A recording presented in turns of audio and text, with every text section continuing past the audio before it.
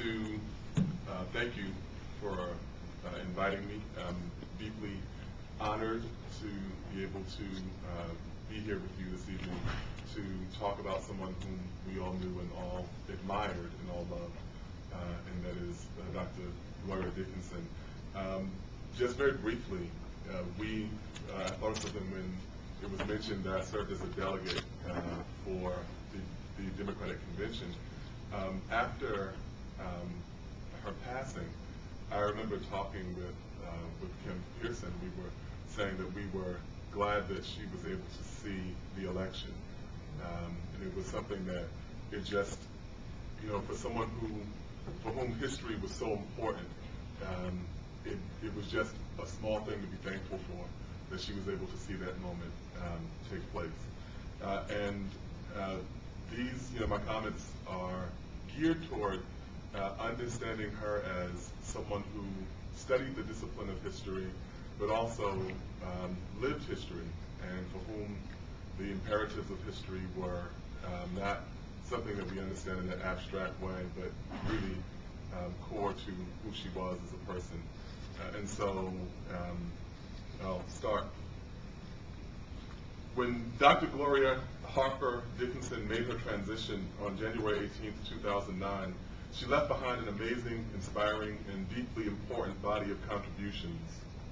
Those who knew her as a friend, mentor, wife, professor, administrator, and scholar can no doubt point to her kindness, her truth-telling spirit, her dedication to causes she cared about.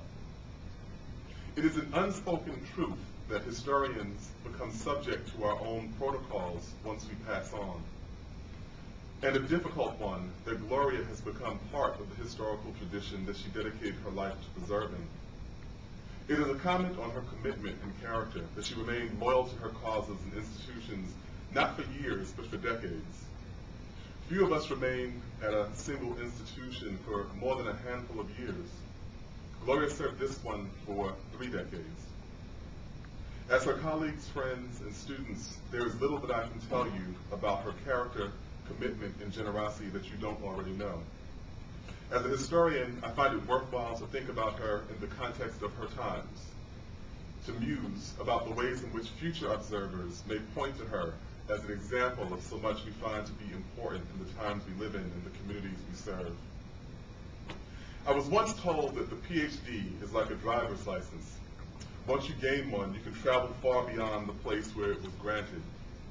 It was meant to convey the importance of interdisciplinarity, and that one's curiosity need not rigidly conform to the boundaries of discipline. Though admittedly, at other points, I've said that it should be more like a driver's license, in that the DMV requires periodic renewal for quality control reasons. Gloria used her degree in the former sense. She studied European history at the City College of New York, and then completed her graduate work in African Studies at Howard University. But she roamed far beyond the narrow disciplinary boundaries. To borrow a metaphor she would find apt, she used the intellectual world as a sort of buffet table, finding new and interesting variations and flavors, and in this sense, she had a truly distinguished palate. African American studies, religious and spiritual practices, culinary history, Black women's history, and digital and multimedia pedagogy were nestled together, nestled side by side, each blending together and influencing the seasoning of the other. There is, of course, a unifying thread in these diverse pursuits. Gloria Dickinson was what they once would have called a race woman.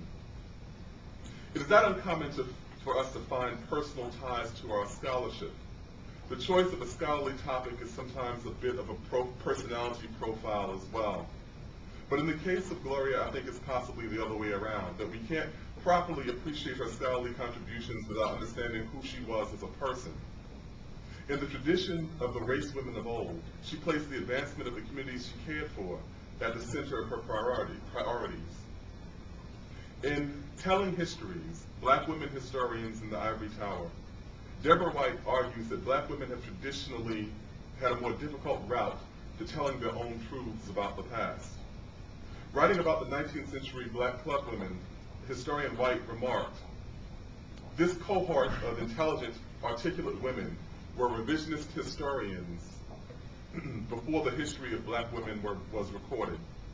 Their very bodies stood in opposition to a national script that held black women to be immoral and reproachable.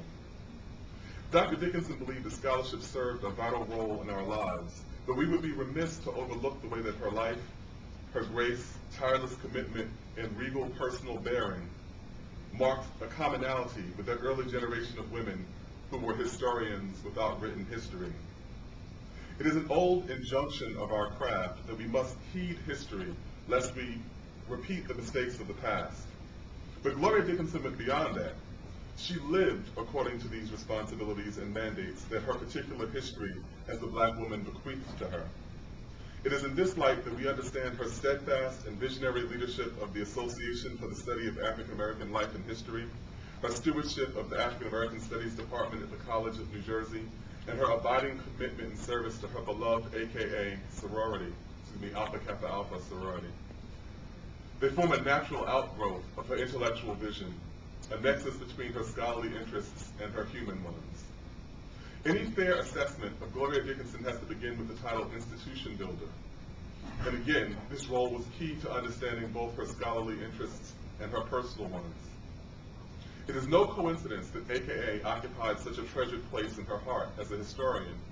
She no doubt saw some of herself in that small band of women at Howard University who saw themselves called to uplift the black community through service and example.